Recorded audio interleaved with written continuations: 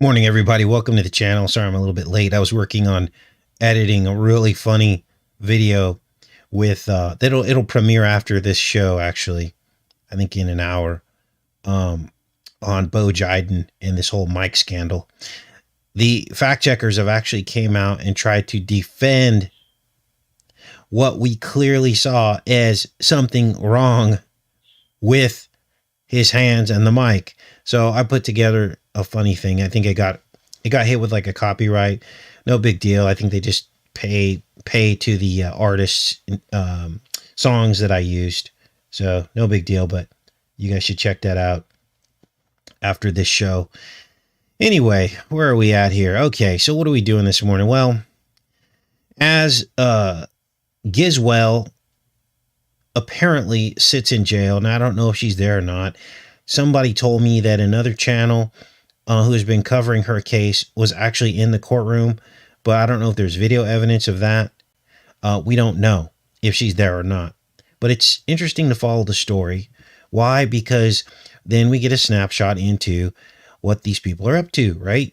Whether she's in there or not, it's good to analyze this stuff. So what are we working on here? Well, this is some new information that's come out, and very few people understand that Gizwell knew Trump before Eggstein did. Now, we had exposed this years ago, but it never really got that much traction. And it's interesting because even the channels that claim to be the authority on this whole story about the Maxwell's and Trump just conveniently ignore this part of the story. Now, there's something weird going on here because there's more to the story than meets the eye. So here's the Gizwell update and possibly some new information about Trump's relationship with her father going all the way back to 1989. Now, my gut tells me there's something really huge here that everybody is not focused on and missed with this. And there's somebody out there that knows the whole story, but they've been pressured into silence. So we're going to revisit this infamous cruise. Now, this is creepy. This is where I said I hadn't heard this information before, but apparently, let's read this here. Let's make this bigger. 2 years before media magnate Maxwell fell to his death from the lady, that word, his daughter, who's supposedly in jail right now, he made Trump the guest of honor at a May 1989 bash. Now, this was a cruise in which Trump appears, and there's photos of him on the boat with her father. Now, don't you think that that would be like really important? Two billionaires hanging out? But it goes deeper because there's even more to this. Did the men compare super yachts? Maxwell had bought his from Saudi Arabia's Khashoggi family, the relatives of arms dealer Adnan. Trump, meanwhile, had purchased his from Adnan directly. So they both purchased their yachts at the same time from the same family in 1989. These weren't just two passing billionaires. He had Trump as his guest of honor, and says a purchase that was reported the very same year as the Maxwell party, 1989, in the super yachts by Boat International. Now here's where the plot thickens. Perhaps taking a cue from Maxwell, Trump also named his yacht after his daughter, Trump Princess. Daughter Ivanka was then just 8 years of age. So we've got two billionaires purchased their yachts from the same family, both naming their yachts after their daughters. There's something else going on here. Here's the Trump Princess crossing Victoria Harbor in 1990. So, for Trump, the purchase was a strange one. I'm not into boats, he once said. I've been on friends' boats before and couldn't get off fast enough. So why make the purchase for nearly $30 million? Whatever the reason, it linked Trump to two of the most powerful and dangerous men in the world, Maxwell and Khashoggi. Later, those same connections would lead Trump down a shady path to Eggstein. The point of this story is that Trump knew Maxwell before he ever met Eggstein. Now, this is curious because we're talking about the former president of the United States. When we think about what Robert Maxwell was involved in, his whole business was recording people secretly, and then blackmailing them. Of course, that family business trickled down into Giswell and Eggstein. So, who's to say that Trump wasn't compromised from the beginning? The Maxwell family connections were just as strong across the political divide.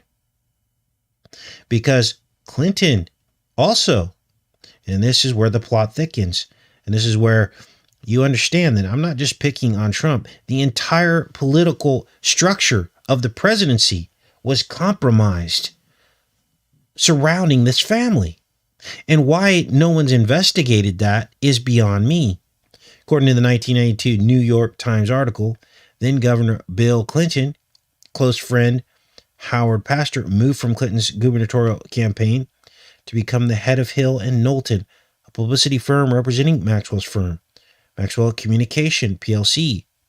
Other clients of Hill and Knowlton include Saudi Arabia, Kuwait, Adnan Khashoggi, and the controversial Bank of Credit and Commerce International. So the Clintons were just as involved. Having said that, if people in the comments start saying I'm picking on Trump, you're just going to get deleted because that's fake news. That's untrue. All of them were compromised. Ghislaine would later become close friends with the Clinton family, working in conjunction with the Clinton Global Initiative, vacationing on the yacht with Chelsea in 2009, even appearing as a guest of honor at Chelsea's wedding. That information we already knew. Had Giswell and her father established themselves as Eggstein's handlers in order to blackmail prominent Americans, including the Clintons? So, there's more to the story than meets the eye. Let's make sure you guys are here. We'll continue on with the next part of the show today, because I'm actually shocked at this next story. And this is a prime example of why you should never seek approval from a group or follow their endorsements of any man or group when it comes to your moral issues in your life. That is a private subject between you and God. Now, I'm shocked at this story because USA Today is now admitting that they used these HEK 293 cells from a single terminated child. They harvested the adrenal glands from the child. They replicated those cells, and it was then used for as much as 70% of all cancer research since the 1960s. Now, you and I and other channels have been talking about this for a long time, but now they're admitting that the Johnson & Johnson VC came out of these fetal cell lines. And the Catholic Church is telling their members that it's okay if you don't have any other choice. Let's read this here. This is very unsettling. Now, what is the problem behind these fetal cell lines? Well, they'll wash this away and tell you that, they'll whitewash us and tell you that, oh, no big deal. These are just copies of those cells, copied over thousands of times, tens of thousands of times. But the fact of the matter is that all of that research came out of a sacrifice. And that is the moral boundary that I will never cross. Something derived from a sacrifice. I don't care if it was in the 1960s and they had been copied over and over and over again. That doesn't matter to me. And you should have the right to reject anything based off of that sacrifice. Now, a lot of things have happened from that original fetal cell line. Like I said, most of the cancer research, they've even done taste receptor research. Everybody knows about the Pepsi flavoring, that they use the cell line to research your taste receptors. Let's read this. Catholics might be somewhat confused by reports on differing messages about the acceptability of Johnson & Johnson's VC due to a cell line from that being used in its production. The differences have been resolved and the Catholic teaching is clear. Catholics have a moral duty to protect themselves and others from CV-19 by being VC'd. Wow. Where is Christ's healing example? Why aren't they erring on that side? It says, however, if given the choice, they should avoid the J&J VC. That's if given the choice.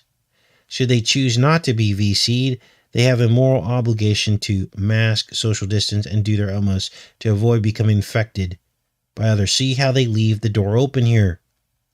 If given the choice, they should avoid. Doesn't say avoid at all costs.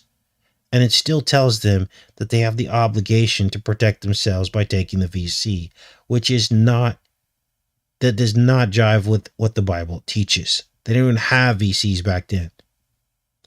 You went on faith. And Jesus could do anything. He could heal people that had like leprosy, for instance, which was supposedly highly contagious. But yet, he instructed his followers to do the same. And they healed people with leprosy. And we're doing the exact opposite of that now.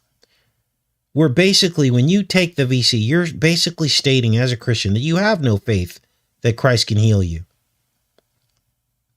And we're not talking about something that is so dangerous. We're not talking about refusing a blood transfusion, for instance. We're not talking about some of the more difficult decisions you'd have to make in terms of faith healing.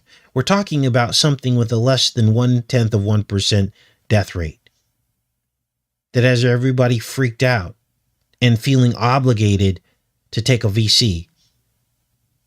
So you're basically saying, I'm going to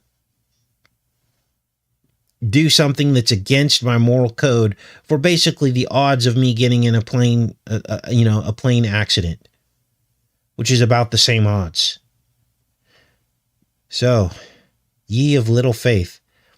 Now, let's continue on with this article. The message was somewhat garbled when the Diocese of Bismarck in North Dakota issued the statement March 2nd, saying that J&J was morally compromised and therefore unacceptable to be given or received by Catholics. Local bishop is taking a harder stance than either the U.S. Council of Catholic Bishops or Vatican. A week ago, however, Bismarck Diocese walked back its initial hard line. So they changed it. Catholic Church is concerned about J&J VC is that it is morally compromised as a cell line from the terminated fetal tissue was used in its development and production, said Father Robert Shea, an ethicist. As the U.S. Bishop's statements on J&J VC indicates, it is possible to receive it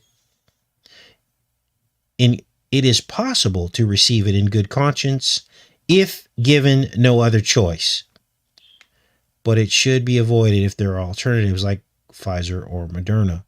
So if there are other choices, then what are they saying here? This makes no sense. Like if you couldn't get these two other brands, then you'd have to take it. Like this makes no sense. A December statement from the VC's Congregation of Faith made clear the overarching moral mandate is to be VC'd or do the utmost possible to avoid passing along the virus. So that directly opposite. Jesus went out into infected areas. And that's where he spent all of his time. And we're doing just the opposite. When ethically irreproachable CV-19 VCs are not available, it is morally acceptable to receive the VCs that have used cell lines from terminated fetuses. So they're saying it's okay. And many Catholics will just simply go, okay, they said it's okay, so I'm just going to do it. And this is where everything sits with this. So, what else is going on? Well, we know what's going on in Europe. And AstraZeneca is saying that there is no connection to these blood disorders that have come up in Europe. And they're also happening here, but being played down by the media. And here they're trying to say that doctors are trying to say this is politically motivated. Of course, they're going to try to say that. More than a dozen countries in the EU have suspended distribution of AstraZeneca's VC due to blood clot concerns, further complicating a VC effort that was already lagging across the region. The call to pause the rollout is being questioned by some health experts who say the data simply does not support the decision. It's important to contextualize what's being reported because the risk of blood clots is no higher among VC people than among general population. Well, we know how data works, and you're really looking for proximity to the VC. That is the data we need to see. And I would say within 2 days to 2 weeks. And if that would definitely skew the data. You can't just look at general population. You got to look at proximity, time frame, and look at that connection. So they're saying it's political pressure, and I really think this is just another snow job there. All right. So that's pretty much what I wanted to talk to you guys about today. Didn't have a lot of new information, but wanted to break that down for you. All right, let's go into the chat.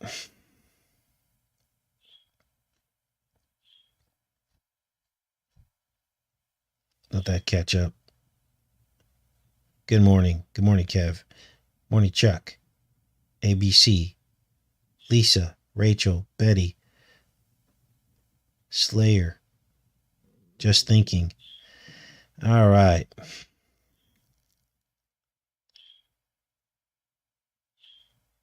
Uh-oh, we got a troll.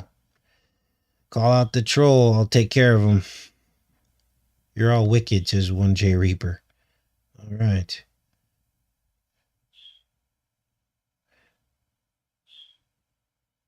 Oh, I'm getting dizzy. Okay, 1J Reaper's a troll. Okay, let's see what he has to say. Oh, Savage says, can you look at Bill USHR or something? All right, I'll take a look at that. Now the troll went back underground. I'm against you, and this is you reap what you sow. Okay.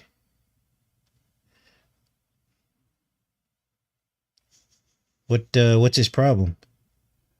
We don't need to block him right away. See what he has to say. All of you will cry.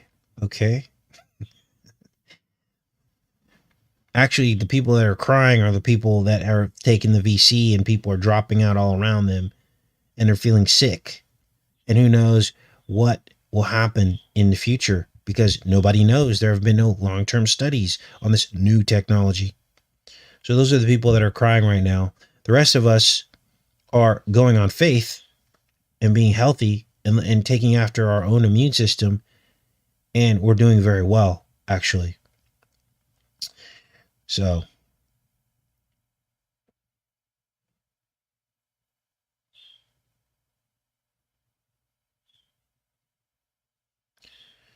Reaper asks, why don't we edify? We actually do a lot of edifying. There's 1,000 videos on Enter the Stars Reloaded, and they're all scripture, the body code.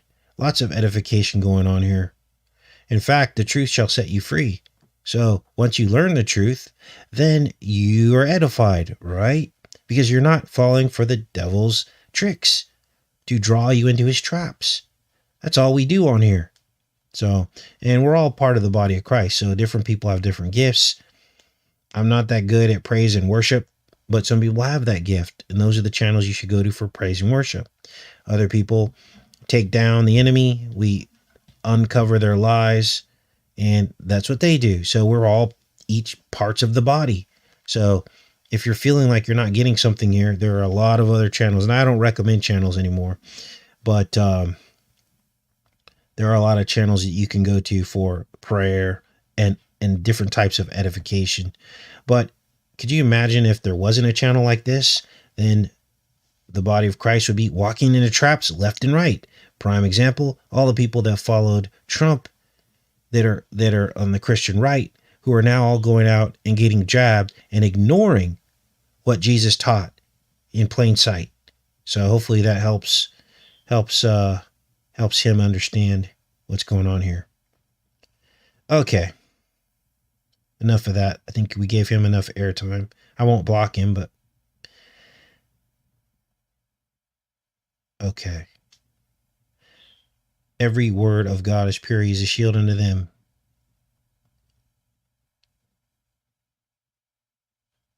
So she was saying yesterday she couldn't set a meeting today because her first VC knocked her out. Yeah, we're hearing this over and over again. What if they secretly put it in the water and food supply? I don't think that's going to happen, only because they have to disclose everything. Like, we have to have a choice. Okay? God won't punish us if we have not been given a choice, and the devil knows that. So it makes no sense for him to do that. Okay? We're only held to account from the choices that we have, not the choices we don't have. So I wouldn't worry too much about that. Not to say they wouldn't try that, but if they did, it's a wash, I guess you'd call it, right? Okay.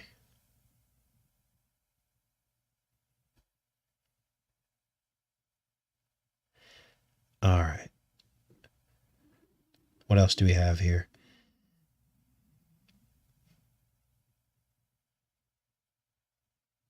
Exposing the deeds of darkness, absolutely. Because if you don't, I mean, Jesus spent much of his ministry exposing darkness. That's what he did. He exposed the darkness of materialism. He told people, sell everything or drop everything and follow me. What if he wouldn't have done that? Well, and people could have argued and said that you're not edifying. Why do I have to get rid of my stuff? Well, you have to. And he wouldn't have turned the tables over, and he wouldn't have called out the Pharisees, exposing darkness. That's part of the job. So,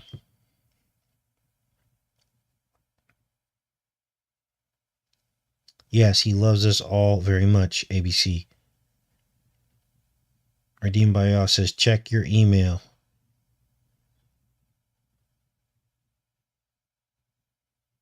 Yeah, they do not spread. I believe you, Chuck the Canuck. I believe you. I don't think this is anything what they say it is. They just are around, if they even exist to begin with. Disease is a symptom of your body breaking down. It's not some outside force that nobody can see. It's your own body breaking down is what it is. And what ends up happening is you become sick because you're not taking care of yourself. So,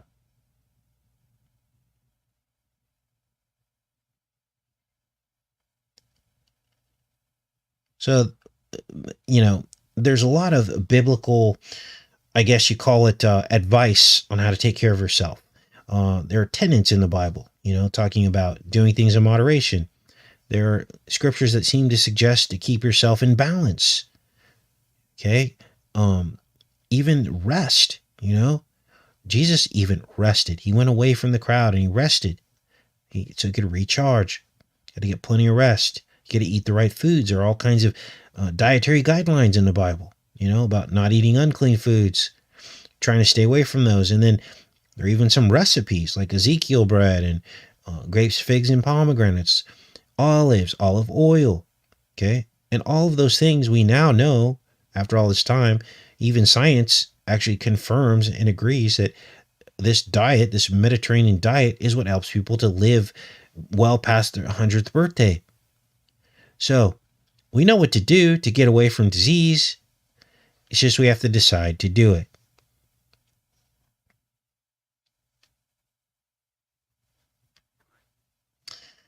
All right.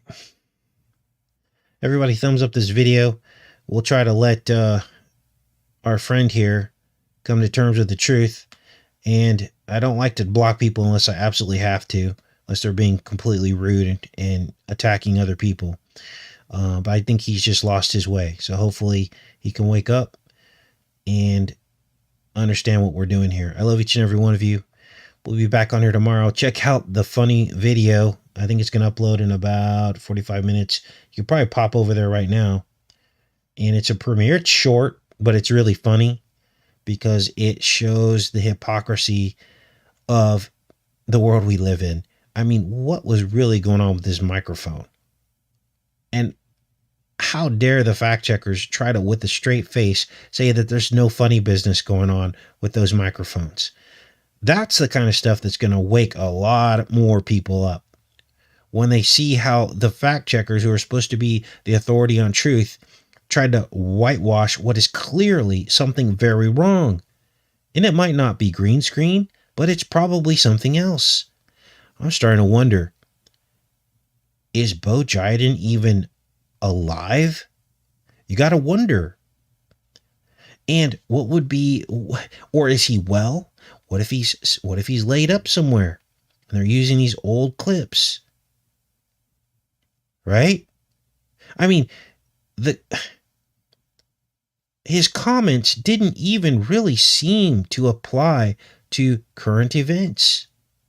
In other words, he could have been anywhere. They were very short comments. It wasn't some like extended speech. And what's up with this plane noise? Remember when Trump did the same thing when he's like, they've got to get their shots. And they had the plane blaring in the background. There's something about that. Now, what if it's a deep fake? It might not have been green screen, but it could have been a deep fake. And see, that's how these fact checkers are dishonest, because they'll say, maybe it wasn't green screen. So they're just going to go, that's fake. That's a false story because it's not green screen. Well, what is it then? You still haven't offered an explanation that's believable as to what it is. But this is huge. This goes all the way back to Handy Sook and some of the green screen we saw with, what's his name? That other anchor, that news anchor. This goes all the way back to that, when they were pretending like they were interviewing people and when there was green screens everywhere. I mean, I haven't seen anything like this in a long time, but yet here we are. So they messed up and they got busted. That's in it. That's what happened. So why would they do it is the question. Why would they risk? Why would they put Biden in a green? Why would they do that? Well, there's one of two reasons that I can think of, two scenarios. He's either not well and they don't want the world to know he's not well. So they're putting together clips. I mean, the guy hasn't even been in a real press conference in 100 days, and we're going on 120 days now. So either he's not well and they don't want to admit it, or he doesn't exist. As crazy as that sounds, it's possible. Now, why they wouldn't let Harris, she's supposed to be the VP, why wouldn't they let her step into place? That raises an entirely new question. And you got to ask yourself, is it because of national security? They don't want to appear weak to the world. I mean, it would be the first female president, right? So something's going to come out of this, and I don't know what yet. But guess what? As soon as he does, or if he does make a real press conference, I'm going to be all over it. I'm going to break that thing down from here to Sunday to figure out what's going on, to see if there's any funny business going on. We're going to break down every word he says. Maybe he's going senile and he's just shooting his mouth off, or maybe he's lost his mind and they can't put him in front of a camera.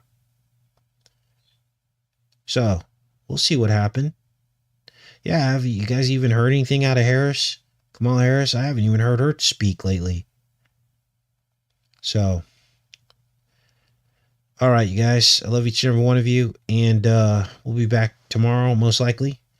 Check out the Beau Jiden clip after this one. I'll see you guys over there. I'm heading straight over there right now. Take care and be safe, you guys.